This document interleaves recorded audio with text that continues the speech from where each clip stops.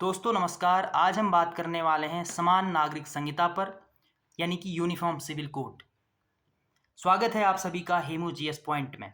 देखिए, मैंने यहाँ पर 5 महत्वपूर्ण पॉइंट बनाए हैं, एक रूपरेखा तैयार की हुई है। इसके माध्यम से हम यूसीसी को समझने की कोशिश करेंगे।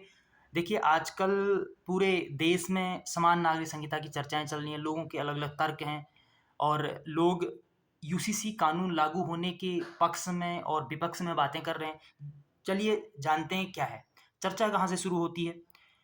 यूसीसी की चर्चा भारतीय विधि आयोग 22वें विधि आयोग ने यूसीसी पर चर्चा की, जिसमें उन्होंने निर्णय लिया कि हम जनता और मान्यता प्राप्त धार्मिक संगठनों की राय जानना चाहेंगे। उसके बाद इस कानून पर चर्चा होगी। और जब ये चर्चा शुरू हुई जनता के बीच और मान्यता प्राप्त धार्मिक संगठनों के बीच, तो पूरे देश में इस कानून को लागू करने, इसके पक्ष में और विपक्ष में कई लोगों ने अपनी अपनी राय दी। तो जानते हैं क्या है। आप सब ने जब इसकी बात चल रही हो थी तो आपने सर्च किया होगा ऑब्वियसली कि यूसीसी क्या है। तो यूसीसी आप सब जानते हैं कि पूरे देश के लिए एक समान कानून। समान नागरिक संहिता का मतलब ही यही है कि देश के हर नागरिक के लिए, चाहे वो किसी भी धर्म, जाति, समुदाय से बिलोंग करता हो, उसके लिए एक समान कानून होगा। खासकर इन कुछ मामलों में, जैसे विवाह के मामले में, तलाक से संबंधित, संपत्ति के बंटवारे से संबंधित और गोद लेने से संबंधित। इन मामलों में अभी जो है देश में हर धार्मिक समुदाय का, हर धर्म का, हर किसी विशेष जाति का, किसी समुदाय का अपना पर्सनल लॉ लागू होता है, जो वहाँ से अंतिम फैसला लिया जाता है। लेकिन इसके लागू होने के बाद पूरे देश में एक समान कानून चलेगा, क्योंकि भारतीय संविधान के नीति निर्देशक तत्वों में समान नागरिक संहिता की बात कही गई है। आप आर्टिकल 44 में देख सकते हैं उसमें किन शब्दों का प्रयोग किया गया है और भारत के लिए एक प्रस्तावित विधिक ढांचे की बात कही गई है, जो संविधान में वर्णित है। संविधान सभा में इस बात की चर्चा की गई। हमारा संविधान सभा के द्वारा तैयार किया गया और उन लोगों ने नीति निर्देशक तत्वों के अंतर्गत इस कानून को रखा, जो एक विधिक ढांचा, एक प्रस्तावित विधिक ढांचा बन के तैयार हुआ।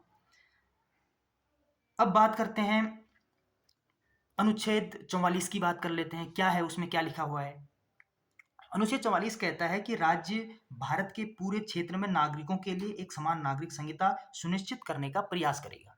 वही बात है कि समान नागरिक संहिता मतलब कि देश के हर नागरिक के लिए कानूनी तौर पर एक सा कानून होगा, भले ही वो किसी भी धर्म से बिलोंग करता हो, किसी जाति से करता हो, किसी समुदाय से करता हो, सबके लिए एक समान कानून होगा। अब हम बात करते हैं भारत में यूसीसी, भारत में समान नागरिक संहिता ऐसा नहीं है कि कहीं पर लागू नहीं है। समान नागरिक संहिता लागू है केवल सिविल मामलों में। कहाँ नहीं है समान नागरिक संहिता? वो जो शामिल नहीं है वो है धर्मनिरपेक्षता से संबंधित कानूनों में। यानी कि हमारे देश में धर्मनिरपेक्षता कानूनों में अभी भी विविधता है। मतलब कि जैसे हमारे देश में, हमारे संविधान में धार्मिक स्वतंत्रता की आज़ादी है, मौलिक अधिकारों में वर्णित है। अनुच्छेद 25 से 28 के बीच में हम अपने धर्म का प्रचार कर सकते हैं, अपने धर्म की बातें कर सकते हैं, अपने धर्म को हम आगे बढ़ा सकते हैं, उसकी स्वतंत्रता है। लेकिन कुछ लोग कहते हैं कि इस कानून को लागू होने के बाद धर्म के अधिकार की हानि होती है। ऐसा बिल्कुल भी नहीं है, क्योंकि जो कानून लागू होगा वो एक समान कानून लागू होगा, पूरे देश में एक समान होगा। इन महत्वपूर्ण कुछ मामलों में, विवाह जैसे मामलों में, तलाक जैसे मामलों में, संपत्ति के बंटवारे के मामलों में और गोद लेने के मामलों में। और हमारे देश का संविधान है, संविधान का पहला पन्ना है प्रस्तावना। प्रस्तावना में वर्णित कुछ शब्द हैं जिसमें लिखा गया है कि संविधान धर्मनिरपेक्ष लोकतांत्रिक गणराज्य की बात कर रहा है। यानी कि हम धर्मनिरपेक्ष का मतलब होता है कि जिस देश में सभी प्रकार की धर्मों के लोग रहते हैं और बहुत भाईचारे के साथ रहते हैं, बहुत खुशी से के साथ रहते हैं, तो वही हमारा देश है। एक ऐसा लोकतांत्रिक देश जहाँ पूरे धर्म के लोग रहते हैं, हर धर्म के लोग यहाँ पर मिल जाएँगे। तो ये चीज़ हमारे प्रस्तावना में कही गई है, हमारे संविधान के पहले पन्ने में ये वर्णित है, जिसको हम उद्देशिका या प्रस्तावना या प्रेम्बल कहते हैं। अब भारत में यूसीसी की मैंने बात की। भारत में यूसीसी सिविल मामलों में है। मैंने कहाँ नहीं है बताया, मैंने कहा कि धर्मनिरपेक्षता से संबंधित अभी भी हमारे देश में कानूनों में विविधता बनी हुई है। अब लोगों के कुछ तर्क हैं, पक्ष में कुछ तर्क दिए गए हैं, कुछ विपक्ष में कुछ तर्क हैं। अब पक्ष में तर्क क्या है हो सकते हैं? देखिए, यूसीसी लागू होने के पश्चात लैंगिक समानता की ओर एक कदम बढ़ सकता है। देखिए क्या होता है कि लैंगिक समानता का मतलब है विवाह जैसे मामले, तलाक जैसे मामले में किसी पर्सनल लॉ बोर्ड का कानून या फैसला किसी एक जेंडर के खिलाफ आता है, जो अंतिम फैसला होता है। खासकर महिलाओं के साथ उस फैसले में भेदभाव होता है। वो भेदभाव कहीं न कहीं रुक सकता है, क्योंकि समान नागरिक संहिता लागू होने के बाद एक समान फैसला होगा। वो पुरुष के लिए भी उतना ही जटिल हो सकता है अंतिम फैसला, और महिला के लिए भी उतना ही जटिल हो सकता है।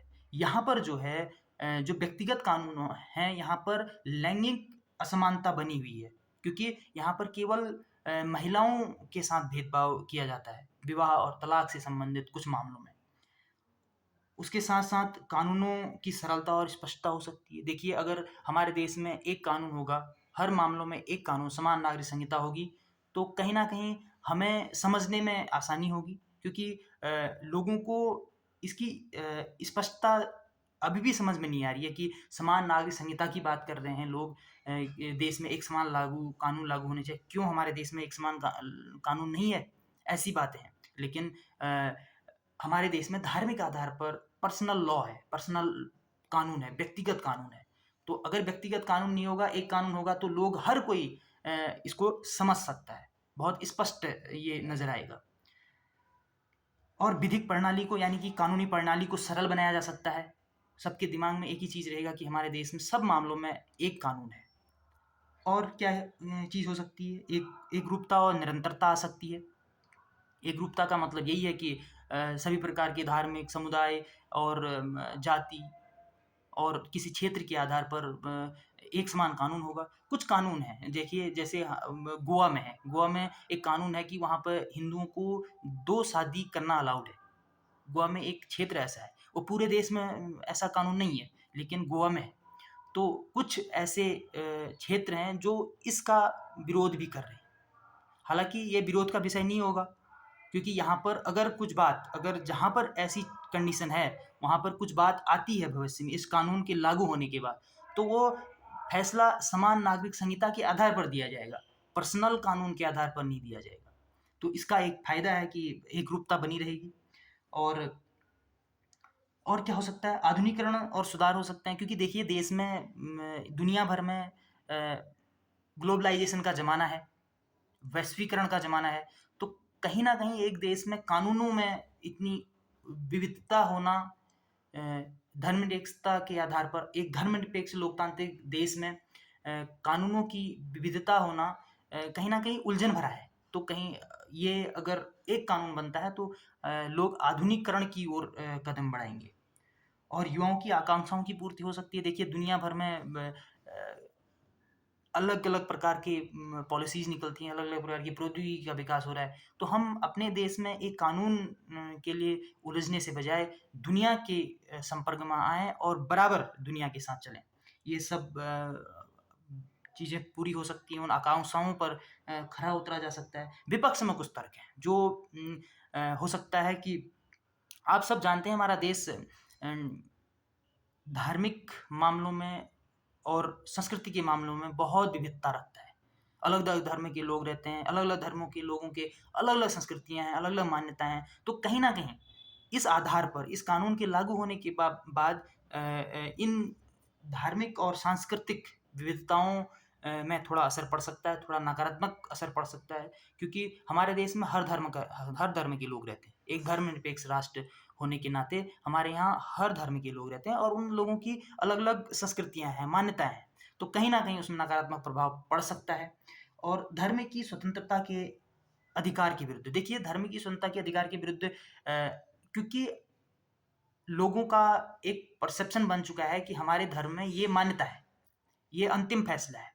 तो वो धर्म के आधार पर फैसला सुनाना ज़्यादा सही समझते हैं, बशर्ते भारतीय संविधान के अनुसार, भारतीय प्रस्तावित विधिक ढांचे के अनुसार, जो कि अनुच्छेद 44 में वर्णित है, समान नागरिक संहिता। वो उतना उनका परसेप्शन उसके लिए क्लियर नहीं है जितना अपना धार्मिक मान्यता के आधार पर फैसला क्लियर है।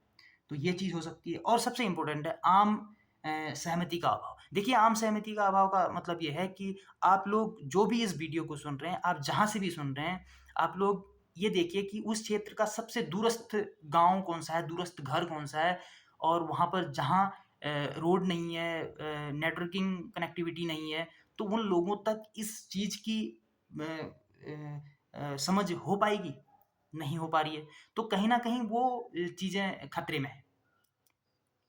जो अंतिम व्यक्ति है, देश के अंतिम व्यक्ति तक समान नागरिक संहिता कानून लागू होने से पहले उसकी समझ को विकसित किया जाए, उसको बताया जाए कि ऐसे-ऐसे कानून बनने वाला है, और वो जब समझ जाएगा उस कानून को, उसके बाद अपने पक्ष में बात करेगा, अपने विपक्ष में बात करेगा, जो भी करेगा। लेकिन इसमें आम सहमति का अभाव कहीं न कहीं दिख सकता है।